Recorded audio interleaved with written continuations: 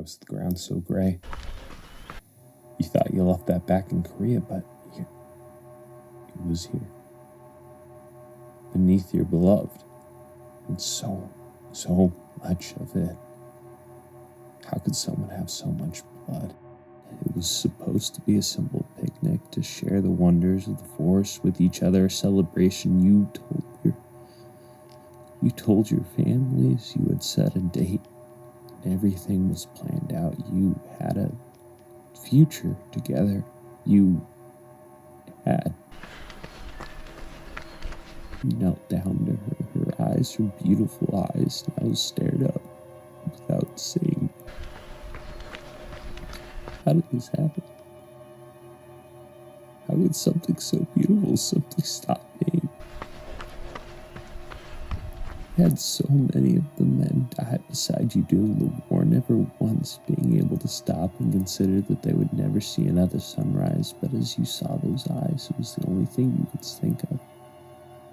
It was the only thing you could think of. You didn't even realize that you had been hearing screaming. It took several seconds to finally register what the noise was. You turned to see a group of hikers, a woman screaming among them. You tried to speak, but nothing coherent would escape your lips. You tried and failed and tried and failed to tell them that the killer was out there, as several men had begun rushing over. They could help you. They could find the one who did this to her, the one who could find any notion to destroy something so perfect. It was so savage. There was no other explanation for why he found her in that state.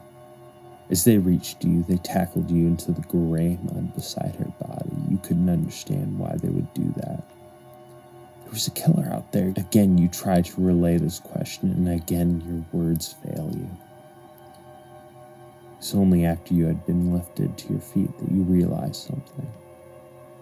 There was blood everywhere, and you were covered in it from holding her body. They thought you did it. Finally, your voice returns, but your words fall on deaf ears. You plead with them frantically as you drag you from the woods, each step further and further away from the one you love. It's nice to be in Philadelphia. Philadelphia. Hello, Waver.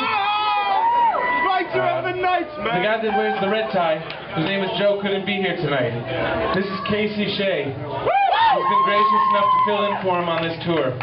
We're very happy to introduce him. After the band toured in 2011, for what some are saying is the last time, but I think that's unlikely. I think the band will in this lifetime tour again. In March 2010, Tally Hall would return to the stage to promote their new album to an unknowing and confused audience. When the band walked into their spotlights, there was a noticeable absence of red, as Joe Hawley was nowhere to be seen. Instead, the band's singer-songwriter friend, Casey Shea, could be found in his place wearing a black tie, a clear sign of a stranger filling the role of a long-lost friend. People wondered, was Joe gone? Did he leave? Was he kicked out? Thankfully, the worries were quickly quelled, though their confusion persisted. The band was informed that Casey Shea would fill in for Joe until the end of March for unclear reasons, which Joe would later describe as his personal life and professional life intersecting in a way that may have been considered unsavory. It's going to be like barbershop with drums. I mean, it's happening, but I can't make it by myself, right? And also there are personal conflicts and differences of opinion. And as Andrew said, about 20 minutes ago, he was talking to people. We all have personal lives, and it probably isn't safe to get into that. But I would like to see. Well, I mean, it should be safe. There's really nothing that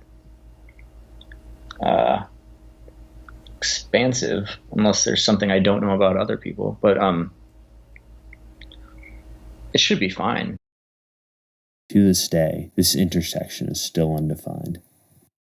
When Joe did return to the band, problems were still at hand. Atlantic would prove unwilling to cooperate with the band, shooting down ideas for cross-promotional cover songs with the label's other artists, and refusing to release the then-complete Good and Evil album. In 2011, Atlantic Records dropped Tally Hall completely, leaving them to release the album and finance their supporting tour by their own means. The group did manage to do both, to great success, but in hindsight, this was a brief respite in an overpowering storm. After the Good and Evil tour, the band went on indefinite hiatus. During this time, Zubin and Ross returned to school and finished their degrees, each becoming successful doctors in their fields. Meanwhile, Rob and Andrew would find themselves knee-deep in the music world, pursuing their careers in songwriting and production. As for Joe found himself on that farm. But you know that already.